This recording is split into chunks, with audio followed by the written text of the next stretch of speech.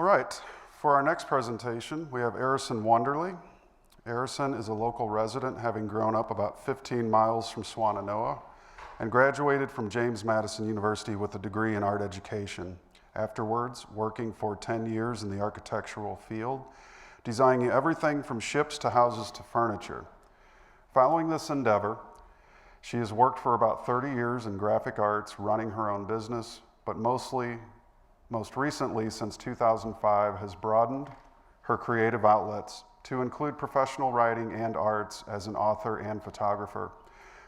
Her most recent publication of Swannanoa Palace, A Pictorial History, Its Past and People, was her second book published. And last year she came out with her first children's edition book. That would be 2 years ago, her first children's book with her own illustrations. Having met Leo Russell in 1985 and 87, she has spent these years since then studying the Russell message and their focus on a living philosophy. At present, with one of her passions being the Russell's message and Walter Russell's vast art, she is working on her fourth book to showcase Walter Russell's claim to fame as our 20th century's Leonardo da Vinci, by showing the scope of his tremendous illustrations, his diversity in the fine arts. Many new works, especially in the area of magazine and book illustrations, will be available and shown to the public for the first time.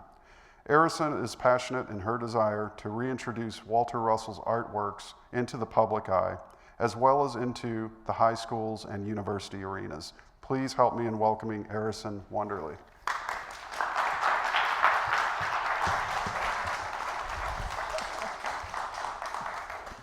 Wow, it's so great to be here with you this morning. Wow. Good morning. Good morning. Are we alive today?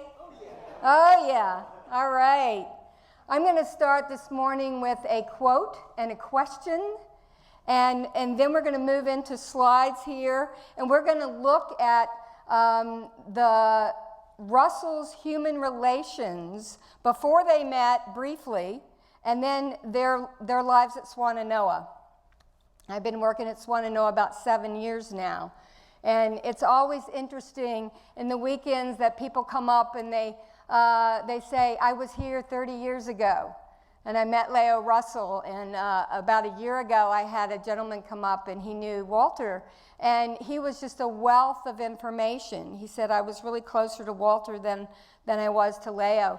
So the human relations that the Russells extended from the mountaintop up here was so vast that, you know, it happens all the time. People come up to me or they'll speak to me in a tour as I'm giving people historic tours up there. And so the outreach that they had from Afton Mountain and from Swannanoa, I cannot say, was so tremendous that it went around the globe. So we're going to look at the lives of the Russells briefly, and then we're going to cover their lives at Swannanoa and some of the people that they met. And before we get started, I'm going to start with my favorite Walter Russell quote. The foundation of the universe is love, balance, and unity. And sometimes if you look at that, and even if you look at the words, it kind of sounds like a trite philosophical saying. But like anything that is spiritual, we look deeper into the words. And this is how we create, and this is how we humanly relate to each other. And that's through love, balance, and unity, and especially unity. And if we think about how we live in the world and how we relate to ourselves, it's through love. We balance our lives, loving ourselves, and then we can be a unified whole, to be able to live in the world as a creative being and as a communicative being. So therefore, when we look at unity, so when we're looking at relating to everyone else through love, loving each other, love ye one another, and through balance, rhythmic balanced interchange, and then also that will create unity in the world. And we're living in a world right now that's so There's so much disunity in the world. And so this is a vital message that will always live be able to transform our lives continuously. I could live many, many lifetimes and always be absorbing the words of the Russells. It's been my joy to have met Leo Russell in 1985. She touched my life, but I will tell you the most important thing that happened when I met Leo Russell was how alive she was. And she inspired people to be and feel alive, and then further, to create a living philosophy in their own lives. And this is how I was touched by Leo Russell. And I'm always touched by their words, to the point of tears many, many, many, many times, because their message is so deep. And so that was a quote that I wanted to share, my favorite Walter Russell quote. And I have a question for you today, and I think even by you showing up here today, have you been called? Have you been called to the Russell message? Were you called to Swannanoa? Were you called to Afton Mountain? And are you called today to share the message? Because I am constantly inspired by their words and their works and how they lived on that mountain with a living philosophy. So I want to take you on a journey today with their lives and some of the people they met before they ever met each other, and then how it culminated at Swannanoa. And Swannanoa has an energy there. Many of you know it. You've done ceremony up there. I know I have many, many, many times. I've had a spiritual teacher for about 24 years now, and one of the secrets of the universe that she shared with me is that how Swannanoa was such a sacred mountain. How did the Russells come there? Why did they choose it, or did it choose them? To be able to be like a beacon of light to the world, and the people that they would attract to come to Afton Mountain, to walk through the doors of Swannanoa, because they did not find Swannanoa in good condition when they found it. Many of us know that. They worked 20-hour days to bring it back, so that they opened in May of 1949 with 1,000 guests to bring that place back and to bring their light into the world. And I will end my presentation a little bit later, first of all, with some of Walter Russell's words, but also I'm going to give you a little teaser from my book, from my new book, and the projects that I'm working on. We're going to be able to see how this can be a beacon of light always, that we can spread the word of the Russell message. So join me on this journey, Ramu, if we could have the next slide. Okay. Oh, the clicker. Gotcha. I'm so used to somebody else doing that for me. You know, but this is great. I was called by Creator in 1984 and called up to the mountain by 1985 to meet Leo Russell. And I was called to do this book on January 1st, 2012. The Creator took me into 3 or 4 hour meditation and said, "You must do this book." And I started the day after that because I was inspired to do this book. I went through 6,500 photos to do this book, 6,000 of them from the Russell archives. It was tremendous calling to do that. However, you know, I just felt so led to be able to bring in picture form, in photo form, the lives of the Russells and the 100 years of Swannanoa. So, and we'll have books later if you're interested in purchasing some books, and that's my only commercial on that. Okay. So this was basically the title page. It's very interesting about Swannanoa. If you go up there right in the evening and the sun is setting behind it, you will always find Swannanoa in blue. So that's how you get that photo. You wait until late in the day. I've been shooting Swannanoa for like 7 years, so there are all these little secrets of shooting it, especially the Tiffany window. Best time to take that is in the morning. I wanted to share just a little bit about J.B. Yount. This man had more history at Swannanoa than anybody I know, and of course, he was one of our treasured chairman of the board of the university, and I just want to honor him. He and Sam Spiker were my biggest cheerleaders to be able to do this book. And I love what he said, man makes war, be concluded, because man has not learned to love his fellow man.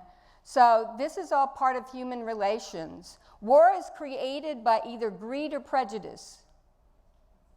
So how do we create unity? How do we come together? Leo Russell always said that the weather would bring man to God. It isn't that happening now. I was so touched weeks ago in the Texas hurricane that people were creating a human chain to be able to rescue a man out in the waters, in the rushing waters. Again, in Mexico, people came together with a human chain to be able to lift out so much concrete off of a school to be able to find the children. This is our human relations, and this is how we create unity. It's sad if we have to have a catastrophe to bring people together, but sometimes that's required. There's a great book out there called Spiritual Emergency, and how we would create that in our lives to be able to change and transform. And is this what's happening in humankind today, in our human relations? It's interesting to study the word philosophy, and I always love the fact that Leo kind of coined living philosophy. Because what is philosophy if you're just going to talk about it, if you're not living it day to day? This is our greatest challenge, I believe, to set the example of the Russell message with each other. So as we look at some of these slides and we think of the history of Swannanoa, and the Dooleys built it, and there's a brand new book about the Dooleys out right now called The Dooleys of Richmond. So I have so much more information on the Dooleys. But I find it extremely interesting that many of you probably don't know this, but Mr. Dooley had an undergraduate degree in philosophy. Quite interesting, okay? And the fact that he used the horse crest to represent himself, and then the swan, which is a very feminine creature, to represent Sally Mae. So within the very front of the palace, we have the balance of the male-female. I find that extremely interesting. I think when the Russells felt so moved to go to Swannanoa, and we're going to look about that and why, I think that they did not realize until they'd already leased it all the symbolic things that are in there. And one of those is the balance of the male-female represented by these two. So once again, Dooley basically used his Latin philosophical sayings right in the library. And I find that interesting because that's where we start the tours, right in that room, and then we go clockwise. These are the philosophical sayings that he chose to put in there. And Leo talked about those. I think especially involved truth lies hidden in thought. A learned man always has riches within himself. There are no accidents. So I think they were led there for so many reasons, and it's all over the palace. It's all inside the palace, why they were drawn there. So we were talking about the foundation of the universe. Once again, you have the balance of the female. This is on my favorite fireplace in the music room, which actually is signed by the sculptor, and it's dated 1910, Raffaello Romanelli.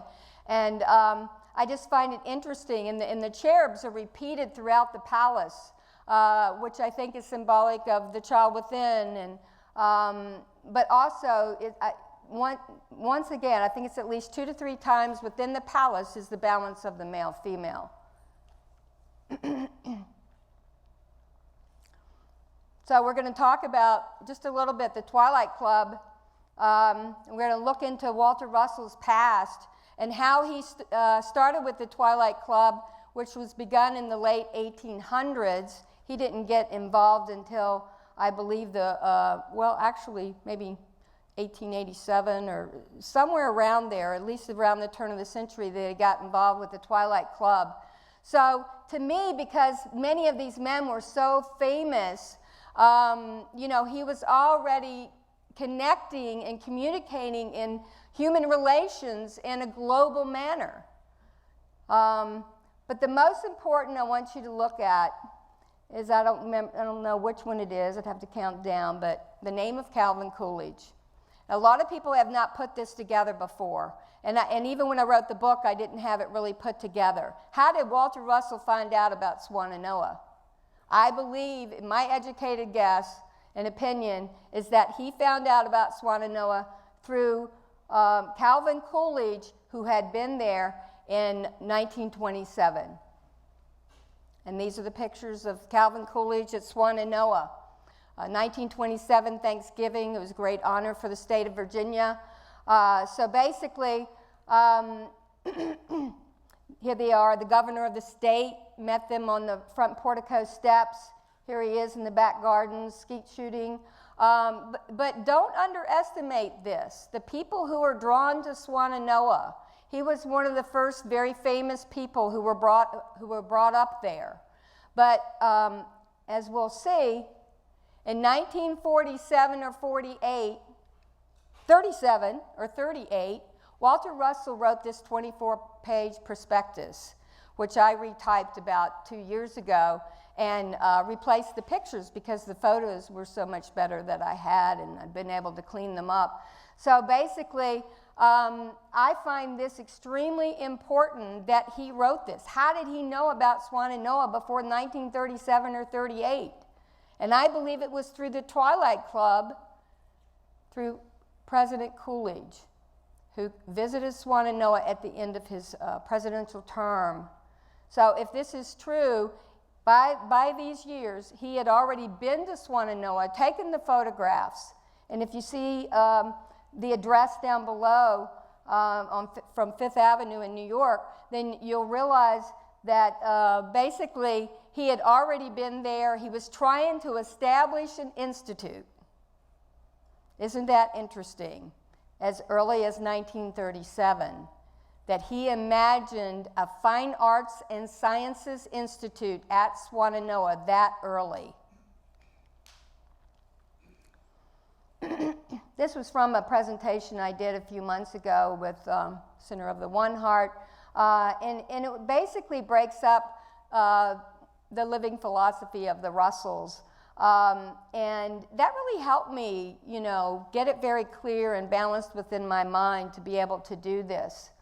We won't go over all of that, but I certainly could run copies of that if anybody's interested. This little book connected Daisy Stebbing to Walter Russell in 1946, Glenn Clark's book. I carry this around with me during the tours so that I can show people.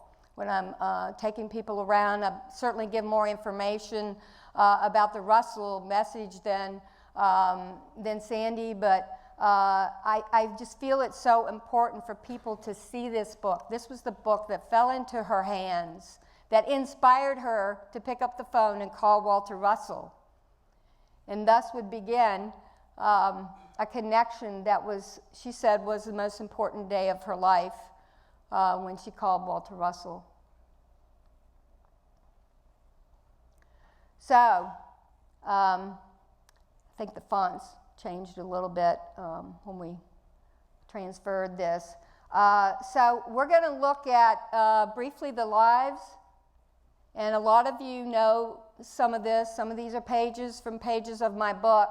But I want to talk about a little bit of their history. They met several weeks after Leo Russell called Walter. Well, she was Daisy Stebbing at that time. And within 2 weeks, he was going to be in Boston. And so they met. They had chaperones. And basically, she always said, I want to help you with your work. I want to help you with your work. And so by 1947, she had moved to New York City and was starting to help him with the work. And this was when they would fall in love. And I believe that Walter Russell never had a real reason before that time to get divorced from his wife, but they had been estranged for a long, long period of time. So, long story short, they got married out in Colorado. And I am sure that Walter Russell told she would become Leo in 1947, the year before they got married. He dubbed her that. And basically, they would spend their honeymoon painting across the United States, going to every major mountain in the U.S., Mount Shasta, Mount Rainier, all the major mountains. And then finally she said, nothing feels right. It's not like my vision. I don't feel what I saw in my vision, which she had seen, I believe, in 1946. And so she said, finally, take me to Swannanoa. They had never gone back to New York City yet. So they traveled straight here. In 1935, Swannanoa was left open to the elements. And it was in horrible condition. It was sold for the last time in 1944. One of those businessmen being A.T. Delaney, who was the grandfather of James F. Delaney. Many of us know as Phil Delaney. And so basically, but they didn't know what to do with it for 4 years. So nothing was done with it. So it had been probably lying open to the elements for 16 years when she said, take me to Swannanoa. So they came here, they got a realtor, and this was the view that she saw from Rockfish Gap, the Rockfish Gap view off of, I guess, what considered the southern west part of the mountain, and she said, this is it. And I swear, I feel like I've always imagined Walter saying, are you sure? Because he knew how much work had to be done to this place to open it up as a world cultural center by May of 1949. But the mountain was calling them. I believe that. You know, from my teacher and from other people, I know there are at least 4 vortexes up there, right around the palace. From her also, I learned that there were Native Americans who used it for ceremony many thousands of years ago. It is a sacred mountain. It was calling them. And this is how they began their relationship to all humans in the world from this sacred mountain, from this sacred place. Of course, this is Charles Hardy's cover for his book. If you haven't read that book, you know, it's really, really valuable. His 3-year research was extremely, extremely detailed. Walter Russell, as many of you know, started out in music. He was playing by ear by the time he was 5. He said after he had his first illumination when he was 7 that he played so much better.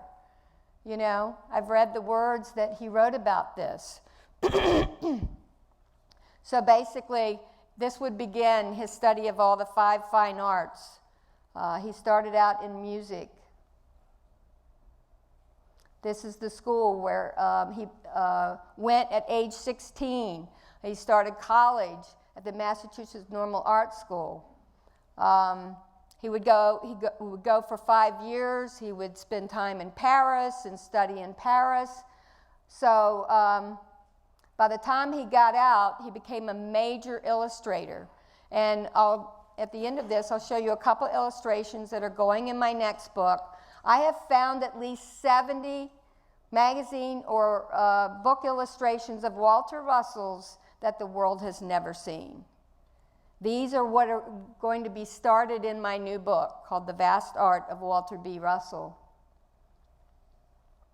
Some of these when he was working for Collier's Weekly and Century Magazine. I found many of these that dated back to 1894, starting about in that year, and then going forward.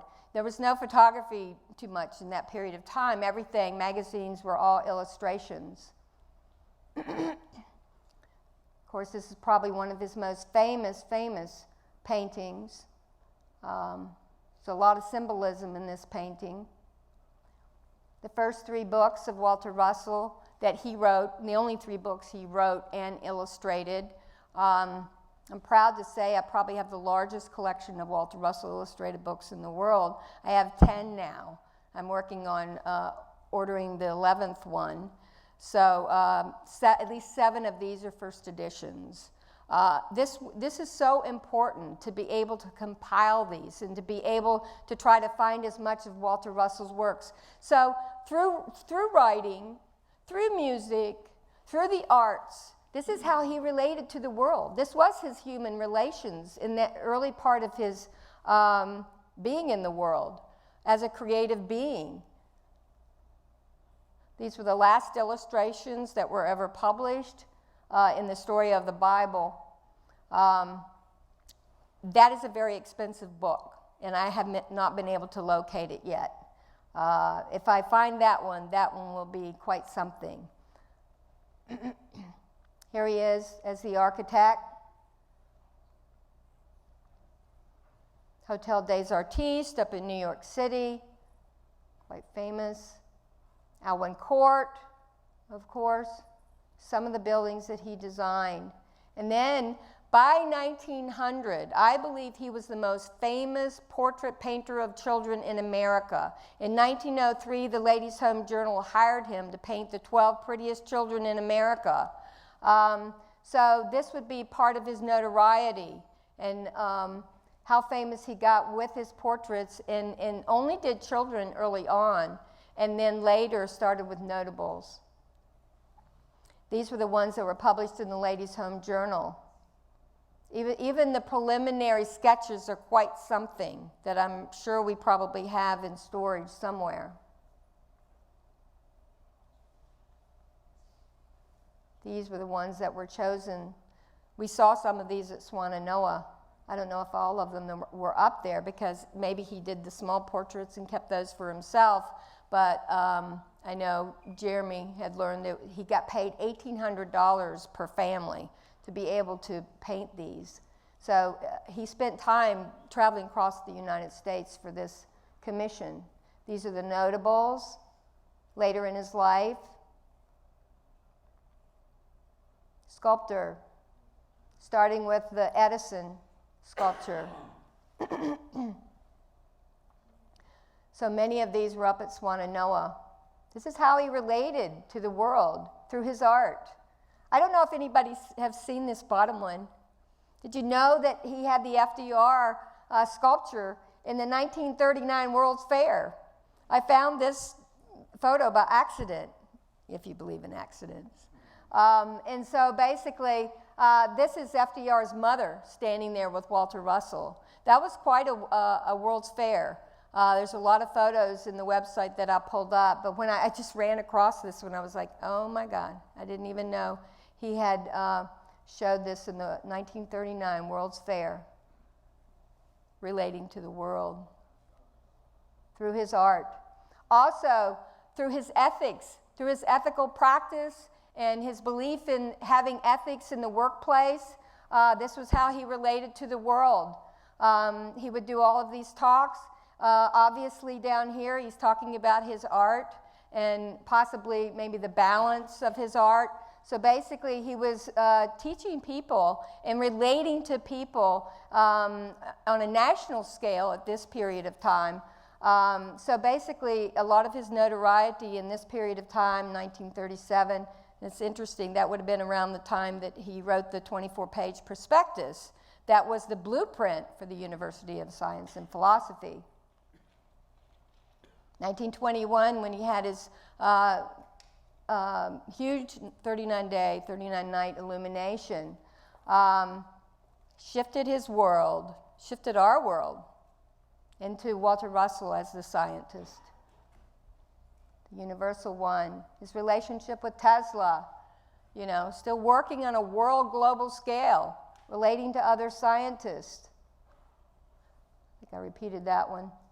Down here, this is Walter Russell at Carnegie Hall. It's a photo I'd never seen. You know, here he is relaxed and being in his in his place. And I'll tell you one of the things I have a great desire to do, somewhere in the storage, is Walter Russell's guest book for Carnegie Hall. I can't wait to see that, what that list included. And I will guarantee you that on a global scale, the people that walked into his Carnegie Hall studio is definitely from around the world. And I wish I had seen that before I did this presentation. And of course, we have the quote of Dr. H.H. Sheldon from the Physics Department of New York University saying that, "I believe you have created a new art." If you are showing your scientific theories using a new art, and of course he did. He started and he began a new art. I love the wave. You know, these are not taken lightly either. You know, I'm studying these right now, which I had mostly been studying a lot of the typical art of Walter Russell from early on, but these are a whole new art in themselves, for sure. Okay, so we're going to go over Leo's life a little bit before she met Walter. This was a woman who had a very successful business, health and beauty business in Europe. So she, on a grand scale, she was relating to people already before she ever met Walter. Very talented also. Had to be an interesting woman to match Walter Russell for sure. And she had the background. She was selling her watercolors by age 10. Model. In England's Hollywood is called Elstree. And basically she had done some modeling and was studying acting before she came to the United States. This was Lionel Stebbing, her first husband. Here's some of the advertisements for her health and beauty business, which I believe started her on this natural health focus that she would have all of her life. She just couldn't quite figure out how to bring it over to the United States, so it never was successful over here. So still when she was in Europe. Sun Haven, which was in Elstree. Down here, global connections, hobnobbing with the president's son riding horseback. So basically, she had a global connection before she ever met Walter, before they ever connected and were called to Swannanoa. I think this is important to realize and to see, and then to realize how they merged their lives and the people that they knew to be able to use Swannanoa as a beacon of light, really, for the world. Her own illumination in 1946 before she met Walter. Expanding from within. And she had given up finally. When this happened, she had given up on finding her partner. And of course, when she gave up, that's when it happened. A great beauty. Some of her photos when she was up in New York. So when she first came to the United States and she left Europe right before World War II, she came over here and she thought she was going to become an actress. So she met a lot of people. So we're going to cover their lives at Swannanoa. We'll show some people in a little bit, I think, that she met out in Hollywood that never, really manifested for her to be able to become an actress, but she met some very influential people on a global scale to be able to stay connected with them from Swannanoa. This was May 2nd, 1949. This was the dedication of Swannanoa with 1,000 guests, that they had transformed Swannanoa. I can't imagine what it was like. I know that I heard they froze that first winter because they moved in November. And they were sleeping with her mink coat in bed. I know how cold it is in there now, and we're up there until November. It's hard to imagine going through a winter there. especially, they had fixed the heat. However, the ceilings are so high and you have the marble. So it's extremely difficult. But they persevered because they knew that this was the place, that they would have their global connections around the world. I love that photo down here of everybody in the baronial hall, and they're greeting people. Their global connections, of course, this was written up in the local newspapers and probably around Virginia. The dedication of the Christ of the Blue Ridge in 1950. Okay. Hundreds of people at least there. This was so important. They worked on this together. This was their connection of love ye one another. You know, to be able to share that with the world and emphasize it, you know, from the Bible. And it was just extraordinary to be up there in the gardens when the Christ statue was there and the classical music was piped in to all the speakers. I can't tell you what that experience was like. Here we go. Some of the people that she met at Swannanoa, or that she came to know. Eddie Albert, of course, knew her well. He was scheduled to see her the month after she refolded, so he wasn't able to come to Swannanoa, but Gloria Swanson came quite a few times, and she would go to New York to see her. These are global connections, you know, of people that studied their works. Shirley MacLaine wanted to meet her. That's an interesting story in itself. So, by knowing people who were well known, this was able to get their work out into the world, but also through their art.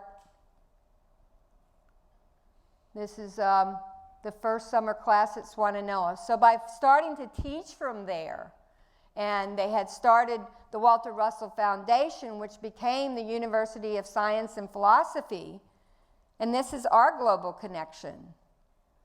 I predict we'll have this place filled up within a year. If we had another one within a year, this place is going to be packed. I feel that. You know, not to basically undermine you guys being here. I think it's wonderful, but we are called. We are called to be here, and others will be called to be here. This is how we globally connect. Walter Russell teaching from Swannanoa, working on his science. Early classes. People still come up to Swannanoa and say, I met Leo Russell. Most of the people, there's only one person I knew that had met Walter. He was in his 80s. Classes. By the website of USP and being able to either purchase the home study course or some of the books, this is what brings us to the message. I'm still studying. I started studying from the moment I met Leo Russell. There's so much more, you know, and it inspires me every day. I'll pick up a book and I'll open it up and I go, oh, maybe I read that before, or maybe I hadn't read it before. And it will touch my life in that day. And this is why we're here. And this is how we globally connect. And if you are called here today, you may be called throughout to be able to talk about this message. Once again, through his art and his sculpture at Swannanoa, Madison, Florida, the Commissioned Four Freedoms, and that's where that stands. So having his works throughout the United States inspires people, may get them interested in the Russell message, have them look up the website of USP. So after Walter refolded, she carried on the message for a good 25 years. Margaret Rood knows all about that intimately. You know, we're so blessed to be able to connect and have our own experiences, but to be able to share our experiences with the world. This is how the Russell message gets out there. You know, many of us have studied many religions. Why does this one speak to us so loudly? And I think it's partly because the science is explained and the philosophy explained through the science. It's a balance of it all. And I think this is rare when we study spiritualities. It's different than anything I've ever studied, and I'm continuously inspired by it. It's my favorite photos of Leo up there. You know, she carried on the work. She met people. People were drawn to Swannanoa from all over the world, and she knew that. It was no accident that they were attracted and called to that mountain. This was the birth of the human relations being written about. This is my favorite Leo Russell book, God Will Work With You, But Not For You. That one touched me some of the most. I mean, it really was an intimate relationship that I felt that deepened my relationship with Creator. If you haven't read it yet, highly, highly recommend it. It was on the bestseller list when it first came out. Having people in their home, that was Swannanoa. So being able to relate to people, bring them into their home, share the work with them. Many of you know that the books were sold in the library there. Here's the baronial hall.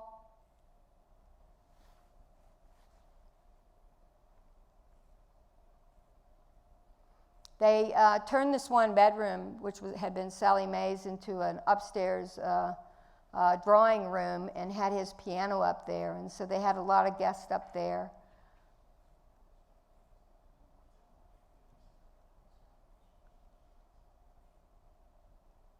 This is the entrance. How they knew and they saw the beauty of Swannanoa and how they transformed it for the world to see. You know, I've heard so many stories, people being in other states and going, I don't know, I heard about this place and I knew I had to come, without even knowing the Russells.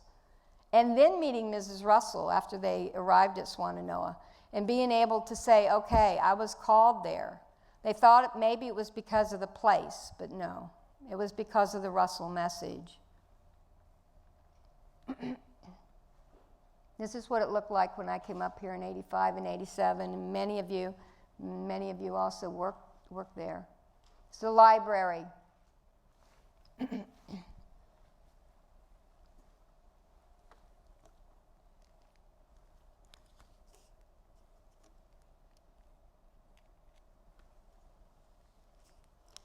Leo is speaking all over the United States.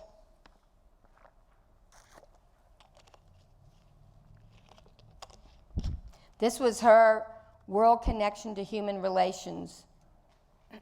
She went back to England one more time after Walter Russell refolded, and she said, you know, I really don't want to leave the mountain again. You know, and she probably did to speak, but not back to Europe. How they related to the world through children, through the young people, inspiring when they started the Age of Character clubs. I think that's amazing. Can you imagine being in the back gardens and speaking to hundreds and hundreds and hundreds of youth? So this was part of their global connection. This is what they wanted to establish, the Age of Character clubs. And we need that more today than we ever have for our teenagers, for our young people. They have no idea what character and ethics are, most of them. So if we can inspire them through this message to be able to be conscious of character clubs, many of the other clubs like Boy Scouts and these things definitely inspire this. This was, I'm not quite sure if that was, there's one of these. The one down below here was the Centennial of Walter Russell's birth, I believe.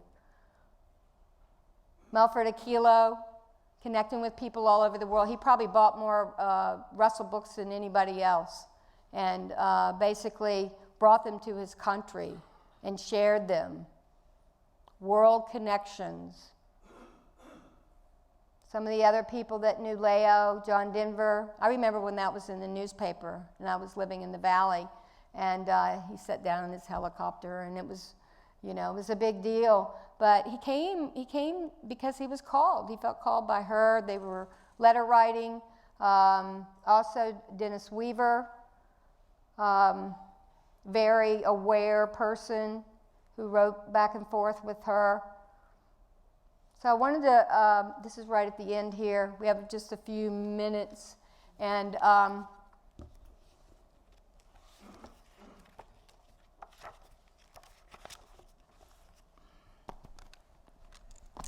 course, this is the 300-foot statue that they imagine to be put on Afton Mountain, which never so far has manifested, but we don't know. This would have been their huge global connection. You know, let's just say when that is ever built, you know, that people would be able to come from everywhere, all over the world, just to come here and walk through the base of the 300-foot Christ statue.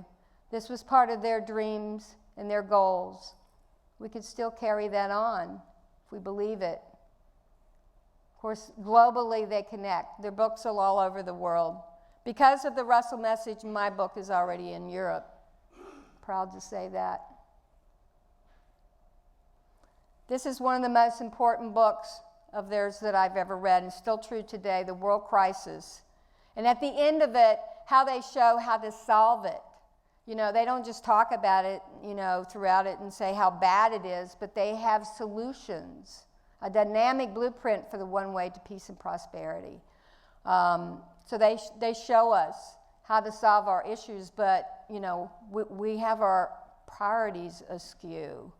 So that's the most important thing, is to get our priorities straight and work on ourselves and then expand into the world. These were some of the most important two books that I see that are global solutions.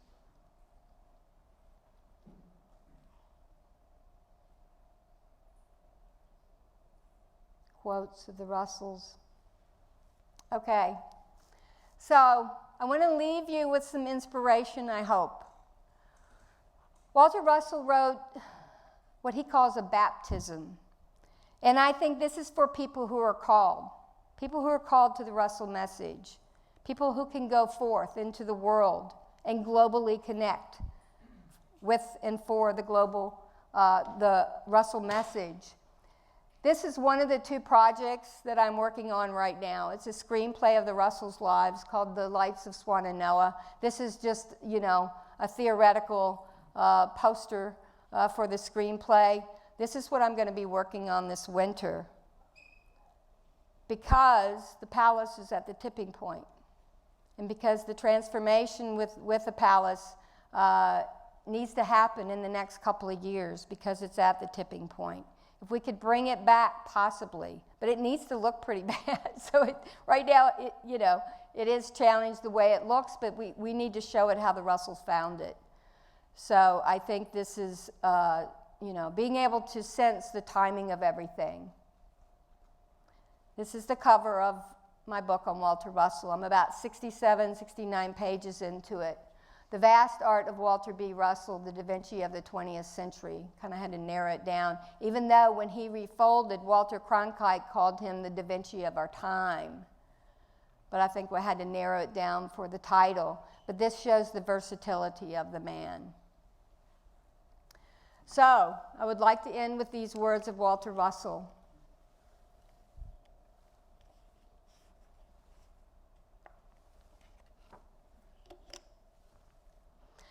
Let go of all tension, all striving, relax and let go.